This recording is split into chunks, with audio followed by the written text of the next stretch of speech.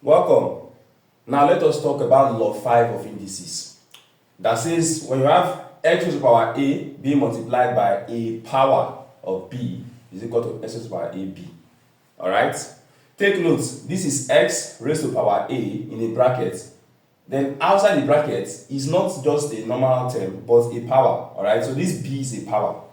So when you have a term, a base and a power being multiplied by another power, the rule is that those two powers are going to multiply each other.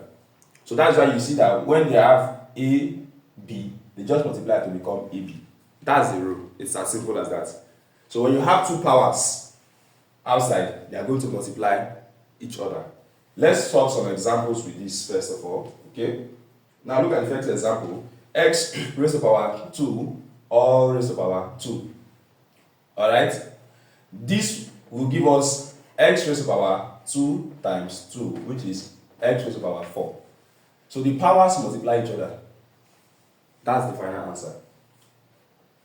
What about example 2? We have b raised to the power 3 all raised to the power 4. These two powers will multiply each other to give you b raised to the power 3 times 4. That is b raised to the power 12. The same thing goes for example 3, where you have c raised to the power 4 multiplying by a power of 5 outside the bracket.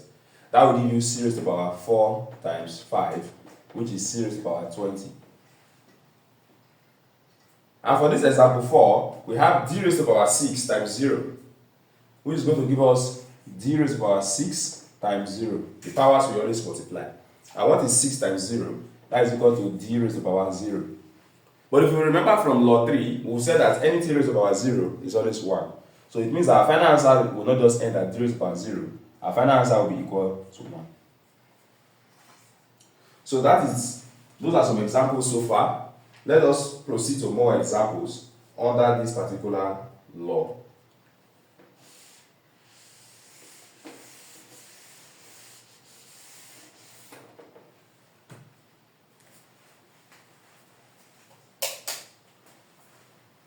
So we have this example 5 that says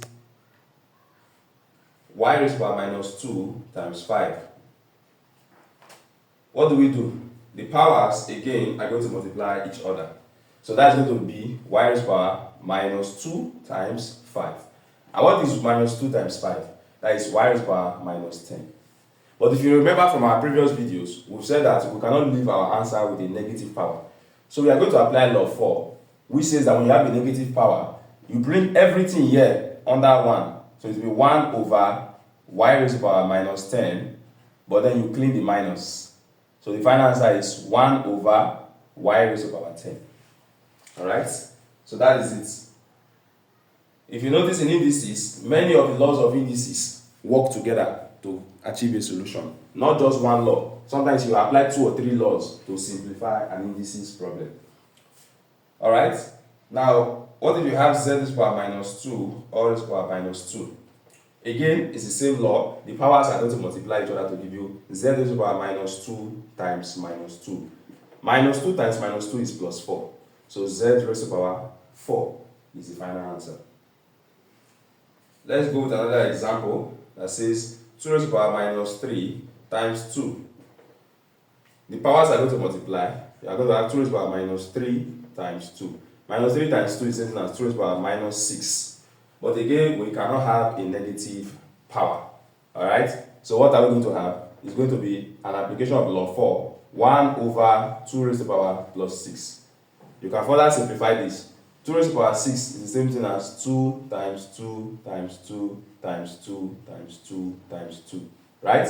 And that's going to give you 64. So this will be 1 over 64 as your final answer. Alright? What about this? What if you have this question? Minus 3d cubed or squared. Now what is going to happen here? Now if you notice, unlike all the examples we'll be solving, where we have only one term inside the bracket, we have 2 terms here in the bracket. And they both carry their different powers. Obviously, you know that this minus 3 has a power of 1. And this is d having a power of 3. So what's going to happen? Well, the 2 outside the bracket is going to multiply their powers each. Alright? the 2 is going to multiply their powers each. So the 2 is actually going to multiply minus 3. It's going to be like minus 3 raised to the power 1 times 2. Then also the other one, d3 times 2. I hope that makes sense. If you notice, I took the sign along with it. Alright? So this minus 3 with its power is going to multiply the power outside. And this d cube is going to multiply the power outside.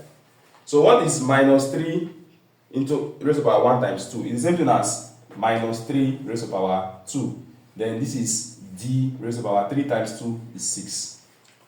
What is minus 3 raised to the power 2? It's the same thing as minus 3 times minus 3. Minus 3 times minus 3 is plus 9. Alright, so this is 9 and this is what?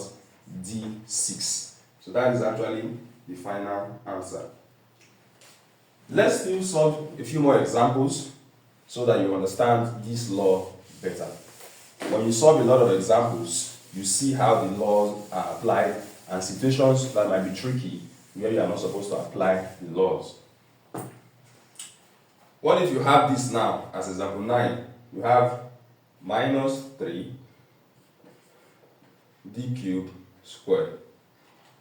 If you look at this particular example, this power outside, is it going to multiply this 3? No, because this 3 is not inside the bracket. So the power is only going to multiply any terms inside the bracket that have power. So this minus 3 is going to remain on its own. It's not going to be multiplied by this 2 because it's not inside the bracket. Alright? So this is going to be equal to, let's take out the bracket first. We are going to have our minus 3 there waiting for us. And then we are going to have what? D raised to the power 3 times 2. The powers to multiply. That will give us what? Minus 3d raised to the power 6. And that's the final answer. Alright?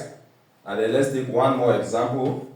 So we have minus u raised to the power 3 v squared all raised to the power 4. Alright? Now, what do we have here? We have two different terms inside the bracket. That means this power is going to multiply this term. This power will multiply the other term.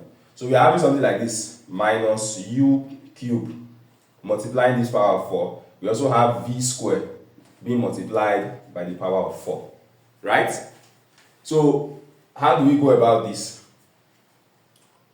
Now, it's better for you to sometimes break this down.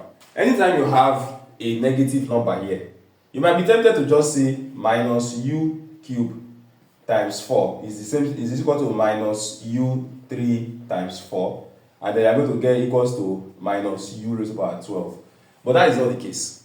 You need to know that the power also affects the sign that is inside. I'll give you this straight shortcut. Anytime you have an even number as a power, just know that whatever you are squaring, even if it's negative, it will turn to positive. Alright? What that means is if we have something like minus 2 all raised to the power 2, your final answer is going to have a positive answer. Because anytime it's an even number, this is like minus 2 times minus 2. Minus times minus will always be plus. 2 times 2 is 4.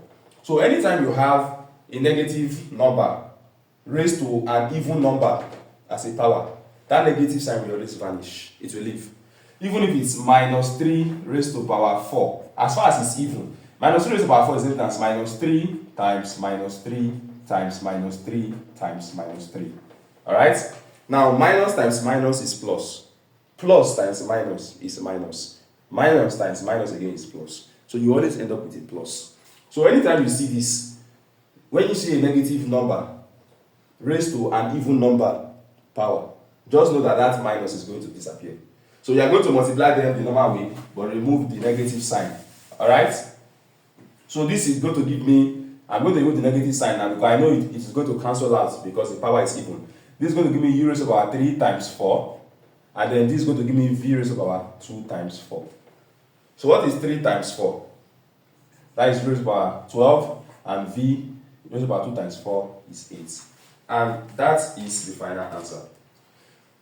So that is how indices works. You just need to be observant and know which rules to follow, as well as how to follow the rules. Alright? Now let me give you some examples that you can try on your own. Alright? Try this, follow the same rules which I've just taught, and you will have no problems at all. Now, see if you can solve this. This is 3m raised to the power 4 all squared. And then we also have minus d raised to the power 5 all raised to the power 4. And we also have 5mn cubed all raised to the power 3. So try and solve these examples using the same method I've just taught you in this example, in this law 5, and you'll have no problems at all. Thank you very much, and see you guys in the next video.